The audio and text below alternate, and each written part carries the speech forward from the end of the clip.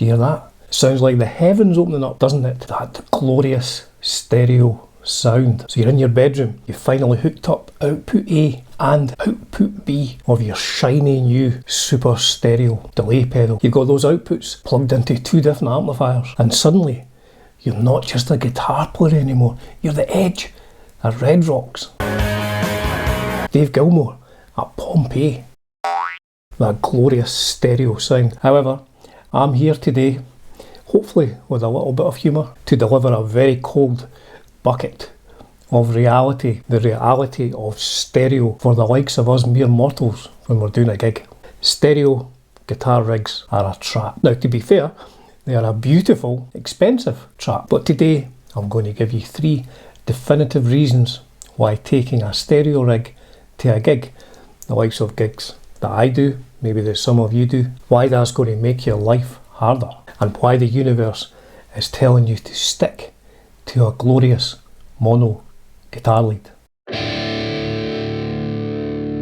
So let's talk about the physical reality of moving objects through space. Reason 1 is a logistics nightmare. To run a true stereo rig, you're really going to be needing 2 amplifiers. Now, if you're using 2 lightweight digital modelers, you might think this doesn't affect you. However, it does. We'll get to the PA aspect of this whole thing in a minute. But for the tube amp purists out there, you've just doubled your load. You've just taken 2 amplifiers to the venue. Some venues are like upstairs. That is a nightmare, doubling your backache as well. Carrying 1 heavyweight valve amplifier, I guess, is really like a localised health hazard to yourself. And if you're lucky enough to have a roadie, maybe you'll have to, I don't know, wheel them across like a car park, a gravel car park to get to the gig. You know, that's not a job, that's torture. Anyway, should you make it into the venue with your 2 massive valve amplifiers, should you make it in there alive and you're still feeling like doing the gig, what's the number 1 rule of these types of gigs? That's right, you're the support band. You're the opening act. You don't get the stage space. The headliner gets all of the stage, which they will probably need, I don't know, for their massive drum kit with, 15 toms and stuff like that. I don't know, a rack. Apparently you get drums on a rack these days.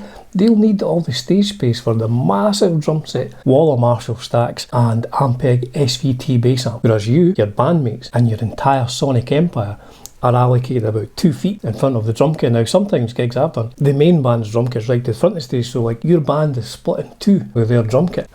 Bad. So it begs the question, where are you going to put your 2 amplifiers for your beautiful, glorious stereo sound? If you put them on either side of the stage, you could be blocking the bass player's only standing zone. I guess you could stack them on top of one another, but that could lead to zone disaster, because all you've really done is created a gigantic, highly unstable mono tower of valve amplifier. There's literally no stage room for the sonic tempo of glorious stereo guitar that you want to push out to the crowd.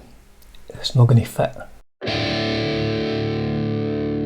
Now let's talk about your relationship with the most important person in any live music venue. Now, it's not your singer. No matter what he or she tells you, they are not the most important person in the venue. It's not the keyboard player or the bass player. Obviously, it's certainly not the drummer. The most important person in any live music venue is the sound engineer. Imagine the scene. You roll up to the sound desk. Maybe you do roll up with all your stuff carrying along behind you in a trolley. So you roll up to the sound desk, all pleased with yourself, all smiling, going, look at my fantastic stereo rig with my 2 really heavy valve amplifiers, which I've just carried up those stairs. And you say to the sound engineer, we're going to be playing stereo tonight, going to be running a wet, dry stereo rig. Just so you know, I'll need, 2 DI boxes, 2 XLR lines, and if you could just pan my delays hard left, hard right in the mix, that'll be fantastic, thanks. And do you know what the sound engineer is thinking about in that exact moment? That's right, thinking about getting back home to get his dinner. They're thinking about how they've got another 3 bands to sound check in the next 40 minutes. And they're looking at you like you've just asked them to build a spaceship out of cardboard. Sound engineers do not want to have to use an extra channel. Every extra channel is another point of failure. It's another source of feedback. It's another thing for them to manage. And that brings us to the final reason, maybe the most important reason, I would think. Maybe the most humbling reason, actually. Nobody in the audience will notice.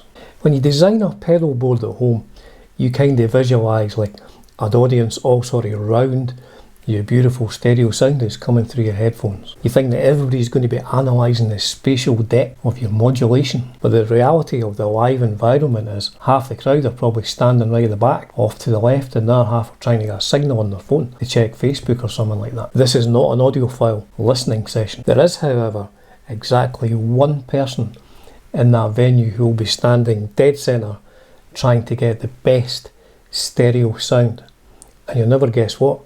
He's a guitar player as well. Now, he's not standing there admiring your beautiful stereo chorus. No. He's judging your picking technique and wondering what overdrive pedal you're using. And that's the reality. You're doing all this, you've spent all that money with your beautiful pedal, you've carried these great big heavy valve amplifiers all the way up the stairs without the singer giving a single thing, probably didn't even carry a mic stand.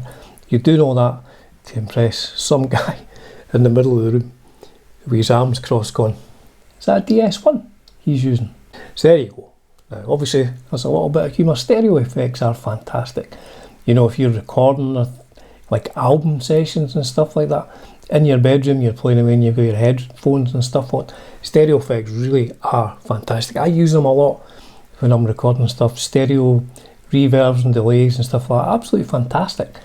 Can't be beat unless you're in a local support band and you're doing a gig supporting somebody at a local venue. You've got zero stage space and you're going to have to carry all your stuff up a huge flight of stairs, maybe 2 or 3 flights of stairs, and there's only going to be one person that really cares, apart from your good self. So that is my view on stereo effects at small gigs. As ever, folks, it's a privilege and a pleasure bringing you content on Dunsi's Guitar World. Cheers for now.